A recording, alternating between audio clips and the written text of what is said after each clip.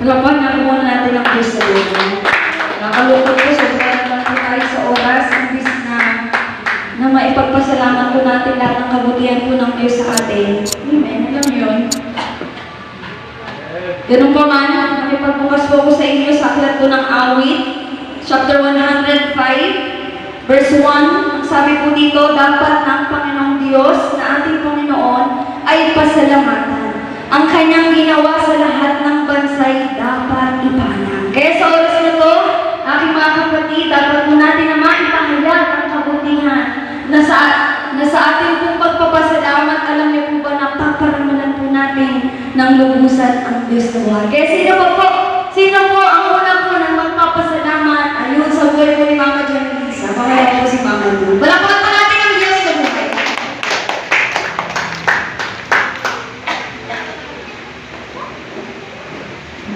Hallelujah. Ano yung nakakabuti ng Panginoon? Salamat po sa isang linggong pag-alihan at sa isang linggong pag-iingat.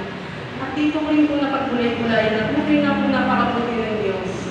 Yung po pala talaga mga pagsubok sa buhay. Minsan po pala talaga, huwag natin yung, kumbaga di ba inisip natin na maging masaya tayo pag maraming mga blessing na dumarating sa atin.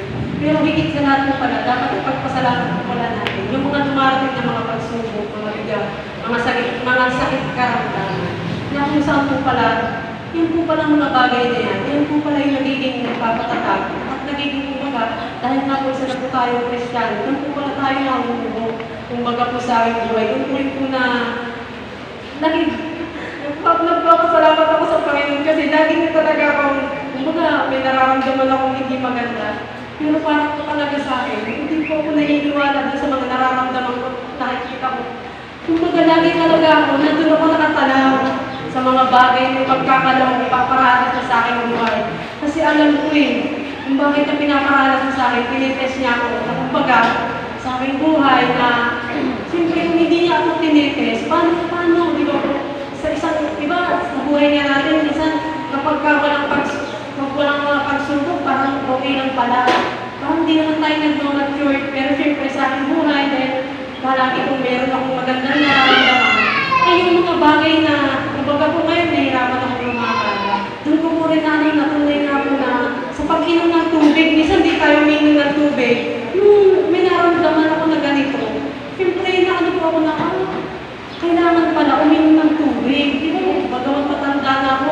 Yun po yung, kaya sabi ko nga, ang dahin ng Diyos, na ang liit na bagay mo, pero pala, kapag siyempre may masakit sa atin, inaano niya, pinaparinig ko sa atin, tapos sa mga bagay yun, nagiging mature tayo, tapos hindi ko na yung ulitin, kasi nga, ang ganda ng pakiramdam ko. Yung po, maliit na bagay na yun, pero salamat po sa Panginoon dahil napakabuti niya. At yun lang po, salamat sa Diyos. Sabi nga po sa chapter 1, verse 2, magalang daw po ang bawat isa na namaranas ng iba't ibang pagsubok. Palpang po natin ang kasutway sa buhay ng Mama Lu. Gusto ko po palangwagan ako sa ating lahat. Talaga po napakabuti po ng ating Panginoon na talagang tunay nga po na talaga siya lamang po ang talaga ating patata ating mga buhay. Nasabi nga po, ako'y pagpupuri sa ating Panginoon. Di ba po kaya napakabuti, alam niyo po, ang ipagpasalamat po sa ating buhay, yung naranasan ko po kahapon. Na talagang unang pagkakataon ko po yun na lumakad na kaya layo-layo. Purihin ang Panginoon, Diyos ko. Sabi ko, alam niyo po, magmula po sa Galaxy hanggang sa Tulungkuban. Alam niyo po, kinaya ko yun. Kinaya ko yung paglalakad na talagang, alam niyo po, bagaman po sa kalagitnaan, parang gusto ko nang umupo. Sabi ko, ang bigat-bigat na natin pagkahandam. Lord, huwag niyo po akong pabayaan, hina. Kaya alam niyo po, pagdating namin sa Tulungkuban, talagang nag-chat po ako kay Ate Lidiana. Sabi ko, Ate Lidiana, sabi ko, baka po na po ako. Sabi ko kasi talagang grabe ang naranasan kong pagod. Pero alam niyo po, nung nakaupo na po ako ng ilang minuto, yun naranasan ko na po na guminawa na po ang aking pakiramdam. Kaya yun nanatili na lang po ako naupo. Pagaman, siyempre silang lahat, nagpapalakpakan, pero ako hindi. Nandun lang ako nakaupo, dahil iniisip ko po ang gawain dito na mag-prayer fasting. Kaya alam mo po, yan maganap sa umibig sa kanya. Kaya yung sabi po ni Ate Diana at Mama Dol, sabi na, magpipiro kasi ako ba, sabi ko, Ate Diana, kailangan na po natin umuwi. Kaya yung saglit, sabi ni Ate Diana, saglit ako. Kaya yun, alam niyo po, sa kahabagan ng Panginoon, hindi niya po hinayaan na ako ay mawala sa gawain ng Panginoon. Kaya alam mo po, sabi ni Ate Diana, Ate, Mama Dul, baka hindi ka na umabot? Hindi, Ate Diana, aabot ako, sabi ko. Sabi ng Panginoon, aabot ako, hahabol ako talaga. Alam niyo po, pagdating ko dito, hindi ko po talaga nagkumpisa ang pagbubasa ng Bible. Kaya alam niyo po, ang kalooban ng Panginoon, kapag yun lang po ang ating naisin, talagang mararanasan po natin ang kanyang kahabagan. At naiiyak po ako sa aking dalangin ng madaling araw na pagising ko po ng umaga, wala pa akong naramdaman, pero may kunting pero alam mo po, hindi ko po naranasan na yung dating naranasan ko na napakasakit ng mga kunting lakad ko lang naranasan ko po yun. Pero ngayon hindi po. Kaya alam mo po, naiiyak ako talaga sa kabuluhan ng Panginoon. Kaya maraming salamat talaga sa aking mahal na Panginoon na talagang siya po ang nagbibigay ng kalakasan sa aking lahat. Amen.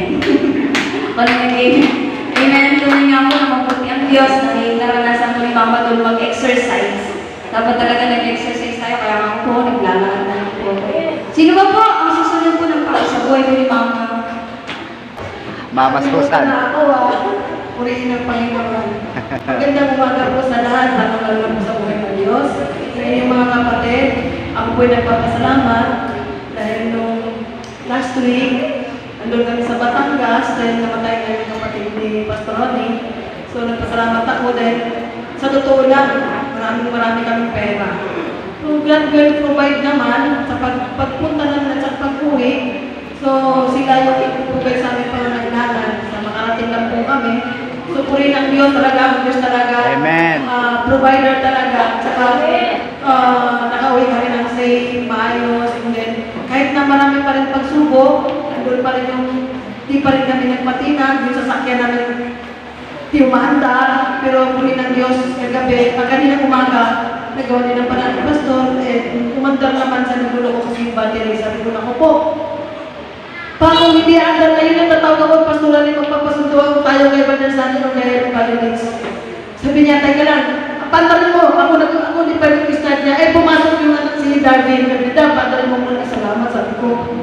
Salamat sa Diyos at nung kinapandar naman sa pulog na nakmandar, purin ng Diyos, napakabuti ang Diyos. Amen. Di talaga niya yan, mawala kami sa linggo, araw ng linggo. So, pangalawa po, salamat din sa Diyos yung kagabi, yung bata, alaga ako, maghapon siguro mga 5-10, nagtatae. Sabi ko, nakakaya. Sabi ko, wala akong maisip.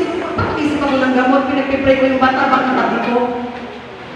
Sa kama, sabi ko, Lord, ikaw na kumbala sa batang ito, pagalingin mo. Nagtatae talaga siya, ubig na talaga pinatae niya. So pagkatapos ng panalangin ko na yun, hanggang hindi na siya nagkanong, sabi ko, sana po, Lord, kiniklaim ko talaga yung magalingan nung oras na yun. So, Amen. Diyos, hanggang mamula, kung pinag-pray ko siya hanggang umaga, hanggang kanina, hindi, isa-bis na dumi yung bata, magaling ko siya. Amen. Nakita naman ng Diyos yung pagkukulang namin na hindi kami talaga nakakarating sa lahat ng gawain sa linggo na yun. Pero nandyan pa rin yung biyaya niya na tapat pa rin siya sa atin, sa amin, na nandyan pa nagbigay pa ng kompleto kagalingan sa solusyon ng mga problema. Salamat sa Diyos. Amen. Sino ba po ang magpapasalamat sa Diyos ba? Yung sabay ko ni, Margie, ano ba yung May praise po kasi sa buhay. So, lagi po ako nagpapasalamat sa mapagpalang mga ko sa ating lahat. At nais ko pasalamatan ng Diyos sa buhay, sa buhay po namin. Talaga, ang buhay po namin ay parang puno. Natin lahat, amen? Na minsan po ay naglalagas, minsan din po ay nagabong. Amen? Ibig sabihin, ay meron po time talaga na mawawalan po tayo. Hindi naman po mawawalan totally, pero po, sakto lang. So, salamat po sa Diyos nung Sunday na nung hapon, sabi ko, pamasahe ko na lang yung pera ko, pumili namin ng ulam. So sabi ko, Lord, alam ko may gagawin ka. Alam niyo po ba, sumama ako sa Santol. Sumama ako sa Santol, doon po kami naggawain. Di pagkatapos namin maggawain, may nagbigay po ng isda kay Sister Gayong mga pamangkin niya. Din, si Mama Nora, marami siyang isda. Ayaw niya ng isda, sabi niya, bigay mo na lang yan kay Brad Sally. So salamat, sabi ko, Lord, thank you, kasi meron ako ang ulam. Pagkatapos ko nun, hindi po ako nakapasok, dapat sweldo ko ng Monday. Hindi po ako nakapasok kasi alam niyo na po, napakaganda na ng pakiramdam ko, Sunday pa lang. So Sunday ng gabi, nilagnat ang lola niyo. So, salamat sa Panginoon. Amen. Then, nung Monday, hindi pa ako nakapasok. So, walang sahod. So, meron naman po kita ang asawa ko, salamat sa Diyos. Then, Monday, Tuesday, Wednesday, wala pa rin akong pasok kasi holiday. So, nung Wednesday, kahit masamang pakiramdam ko, naglaba ako. Pero ang isip ko, sabi ko, Lord, sabi ko, parang gusto ko nang magano sa mga kapatid ko na sumuport muna sa amin kasi wala talaga. Parang last call na talaga yun. Sabi ko, Panginoon, tulungan niyo naman po ako. Sabi ko kay Sally, magpapunta kaya ako kayo ng susunod. Nahiya talaga ako, nahiya na ako magpunta. Sabi ko, Lord, hindi ko alam kung ano ang kaparaanan mo.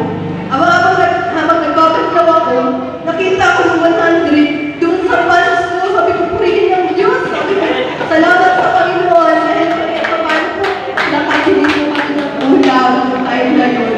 Yun salamat kayo po sa Diyos dahil po kahit po maganda talaga ang pakiramdam ko, nakapasok ako at kagabi po nakapag-fasting din hanggang ngayon po.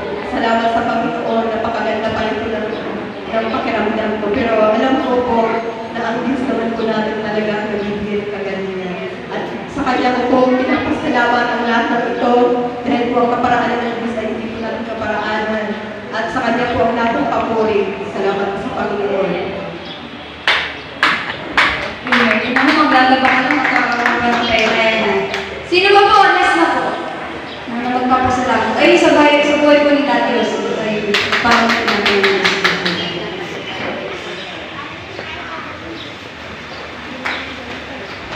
God is good. Mabuti ang Diyos, ano? Pwede papasalamat kahit na ang trabaho is pa-isa-isa lang. Papasalamat ako dahil wala akong nararamdaman. So magpakalaos tayo sa Panginoon sa isang linggong nagdaan.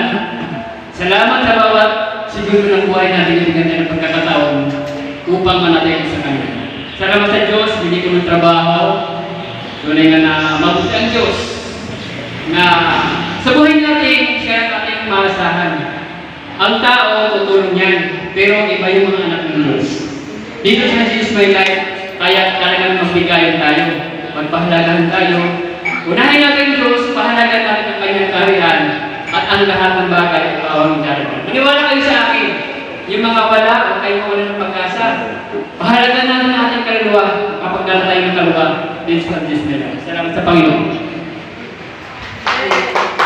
Dinalaman po sa mga pagpapasalamat na po, ihandahin po yung next week, no? Share-share po natin ang pagpapasalamat po sa isang pagpaparangal sa Kanya. Sa lahat ng kayutihan na ginagawa niyo po sa atin sa araw-araw nating buhay. Naniniwala po ako na araw-araw may mabuting bagay po ginagawa ang Diyos sa ating mga buhay. Agree po ba kayo doon? Amen.